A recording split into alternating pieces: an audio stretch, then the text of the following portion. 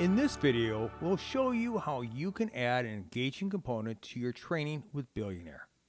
The Billionaire template can be played as an instructor-led session or in self-paced mode for individual play. In self-paced or e-learning mode, the session can be uploaded into any LMS using SCORM or can simply be played by sending out the session URL to your attendees or students.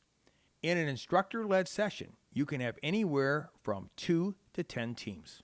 Your participants can answer questions using their smart devices or computer to interact directly with your session. This allows you to know what they know in real time and identify knowledge gaps. In classroom mode, you have the option to allow teams to have up to 2 helplines, 50-50, and a hint mode which acts as a contacted friend. To help prevent ties, by default, there is a 2-minute timer and countdown timer for points awarded to help prevent ties. Both these options can be modified or disabled. You also have the option to have your students respond vocally to answer each question.